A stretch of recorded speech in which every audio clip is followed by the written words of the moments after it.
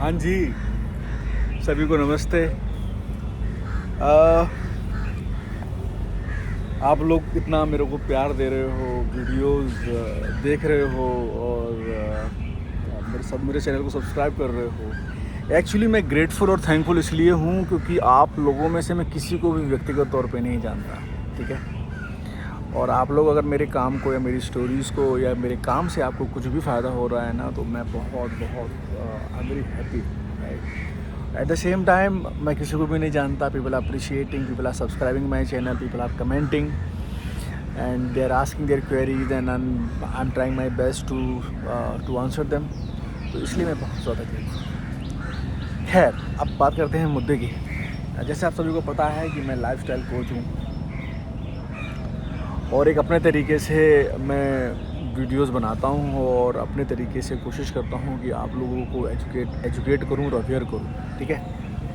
I hope मेरा sound आ रहा होगा। कोई माइक नहीं है आज, ऐसे ही पेड़ पे लगा के ही चल रहा है। तो एक्चुअली मैं कुछ टाइम पहले ना मैंने एक ज़ोमैटो का वीडियो मैंने बनाया था कि भैया ज़ोमैटो वालों, जो भी लोग ऑनलाइन ऑर्डर करते हैं कि उनसे ये पूछना शुरू कीजिए कि खाना किस तेल में पका है, ठीक है। तो कई लोगों ने मुझे थोड़ा सा बोला कि भाई ये उनकी ज़िम्मेदारी नहीं है, ये आप ऐसे सवाल आप गलत ही पूछ रहे हो, ये है वो है। तो मेरा मानना ये है कि भैया जिससे कहोगे कि मेरी ज़िम्मेदारी नहीं है, ज़ोमैटो कहेगा मेरी ज़िम्मेदारी नहीं है, गवर्नमेंट एजेंसी कहेगी मेरी ज़िम्मेदारी नहीं है, मतलब सभी लोग हम आपसे कहते हैं तो आपको हम कर ही कह सकते हैं। बट इन सब के बीच में ना एक आम आदमी सफ़र कर रहा है ना। आम आदमी सफ़र कर रहा है और हम पैसा भी खर्च कर रहे हैं, एजुकेशन भी है, उसके बावजूद भी हम उसको भुगत रहे हैं। तो मेरा आप सभी से रिक्वेस्ट है कि जिम्मेदारी किसी की नहीं है, बट आपके एक छोटे से स्टेप से ना,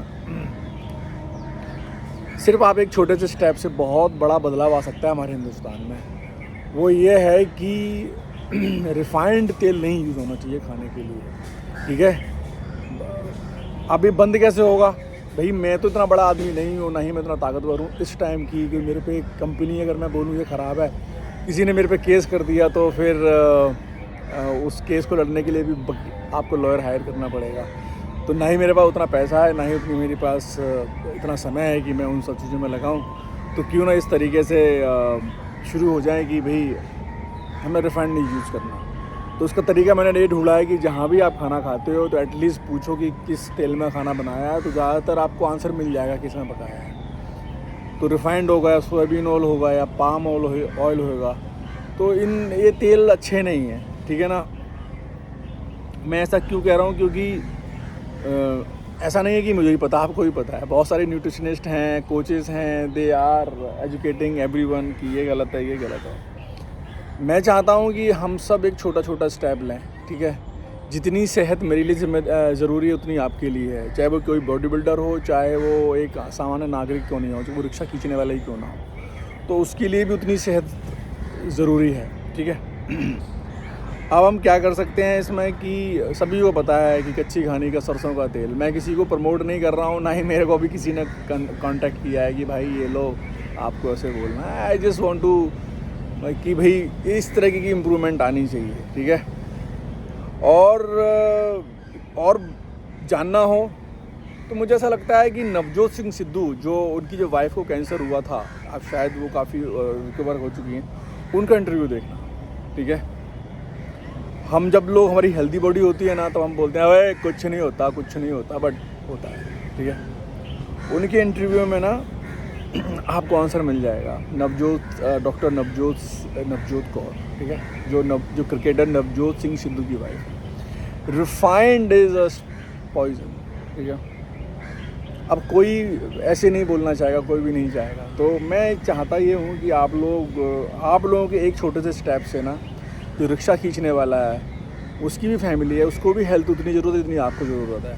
अगर वो कहीं भी छोले चावल, राजमा चावल कहीं से भी खाना खाए ना, तो वो सवाल नहीं करेगा, ठीक है ना। वो ना ही उसे पता है कि भाई उसे तो उसकी ज़रूरत है पेट भरना, ठीक है। लेकिन जो हम आप जैसे लोग हैं, वो उस एजुकेशन का जो फ़ायदा, जो अवेयरनेस का फ़ायदा ना, उस छोटे से उस रिक्शे वालों को भी मिलना चाहिए। ये मिलेगा कैसे, जब हम लोग इतना मजबूर कर देंगे जो खाना बनाने वाले लोगों को कि सरसों का तेल यूज़ कीजिए, तो कोई भी खाना खाएगा तो ऑब्वियसली सही खाना मिलेगा। Refined is not the option. अब लोग कहते हैं महंगा है, महंगा है, महंगा क्योंकि जितने खाना बनाने वाले हैं ना, उन्होंने फोकस किया हुआ है कि खाना टेस्टी बनना चाहिए। तो ठीक है भैया, टेस्टी की जिम्मेदारी ले ली, लेकिन वो न्यूट्रिटिव होना चाहिए, इसकी ज़िम्मेदारी कौन लेगा? और इसके प्रोसेस के लिए ना कोई बहुत बड़ा रॉकेट साइंस नहीं है जो कोई 5 स्टार होटल का शेफ़ ही करेगा, ठीक है। जिसको खाना बनाना आता है वो समझता है, इतना बड़ा कोई रॉकेट साइंस नहीं है। सिर्फ आपकी नीयत कैसी है और आप किस मूड से खाना बना रहे हो, खाने का स्वाद वैसा ही आता है, ठीक है ना। आप लोग इस पूरे वीडियो का समझ गए होंगे मैं क्या कहना चाहता हूँ। रिफाइंड बंद कीजिए आप लोग। हाँ, मैंने पीछे एक वीडियो बनाया था कि अगर जितने भी फूड ब्लॉगर हैं, आप देखिए उनके फूड ब्लॉगर में क्या डाला आपने, मसाले ये हो गए, कितना टेस्टी है, ये प्राइस है, मतलब हर तरीके से मार्केटिंग हो रही है, फाइन। बट कोई ये नहीं पूछ रहा कि ये न्यूट्रिटिव कितना है। खाने का बेस ही मसाले और तेल है, और जो ब्लॉगर है उनको भी पता है कि refined is not good for health, ठीक है। तो इसको इस तरीके से हम चेंज कर सकते हैं। आपका एक छोटे से स्टेप से, जब बहुत जगह हम लोग आर्गुमेंट करते हैं, क्यों ना एक सही चीज़ के लिए आर्गुमेंट करें जिससे हर किसी को फ़ायदा हो, है ना। बहुत सारे आप ज़रा खुद उठा के देख लीजिए, आप पूछ के देख लीजिए। मेरा अभी इस साल का एक्सपीरियंस था, ये एक कैफ़े है कनॉट प्लेस में, यूनाइटेड करके, ठीक है। मैं उसमें 25-26 साल से जाता हूँ, और मैंने इस बार पता नहीं क्यों पूछ लिया कि खाना किसमें बनाओगे। It was in February. बोला फिर रिफाइंड में। मैंने कहा if I paying 1000 or 1500 rupees for my meal and I can not assure कि जो आप खाना बनाओगे वो घी में भी नहीं होगा या सरसों के तेल में भी नहीं होगा, then why should I eat at your place. आप समझिए, ठीक है। किसी भी होटल, किसी भी शेफ़, किसी भी वेंडर जो रोड पे भी खड़ा हुआ है ना, सिर्फ उसकी ज़िम्मेदारी ये नहीं है कि खाना टेस्टी बनना चाहिए, उसकी ज़िम्मेदारी ये भी है कि खाना सही तेल में पकना चाहिए। बिलीव मी, आप इसको मेरे वीडियो को ध्यान से सुनना, मेरी नीयत क्या है, मैं बिना स्क्रिप्ट के बोल रहा हूँ, कोई स्ट्रैटेजी नहीं है कि कब क्या बोलना है, जो दिल में आता है वही बोलता हूँ। तो प्लीज़ ये रिक्वेस्ट है आपसे कि इसके बारे में सोचिए कि पिछले 25-30 साल में हमारी एजुकेशन बढ़ी है, साइंस एडवांस हुई है, जिम खुल गए हैं बहुत ज़्यादा, है ना, और हम हेल्थ कॉन्शियस बहुत ज़्यादा हो गए हैं, हेल्थ इन्फॉर्मेशन बहुत ज़्यादा इजीली अवेलेबल है, ठीक है। हर एक डॉक्टर है, न्यूट्रिशनिस्ट आ गए हैं, कोचेस आ गए हैं, उसके बावजूद भी हेल्थ कमज़ोर है। और सिर्फ हेल्थ एक सर्टेन सेक्शन के लिए क्यों होनी चाहिए, वो तो सबके लिए होनी चाहिए, ठीक है ना। तो ये मेरा थॉट है, अगर इसको थोड़ा सा आप लोगों का सपोर्ट मिलेगा तो it will become a revolution, और it will create a big change for everyone. मतलब इस दूसरों को बड़ा हेल्प करेगा। आपके छोटे से स्टेप से ना बहुत लोगों को फ़ायदा होगा। चलो मैं रखता हूँ। कुछ भी अगर आपको सजेशंस हो, मोस्ट वेलकम। कंस्ट्रक्टिव क्रिटिसिज्म हो, most welcome. Please like subscribe कीजिए, मुझे भी आगे बढ़ाइए, तो थोड़ा सा और भी वीडियोज़ लेके आता रहूँगा। चलो बाय।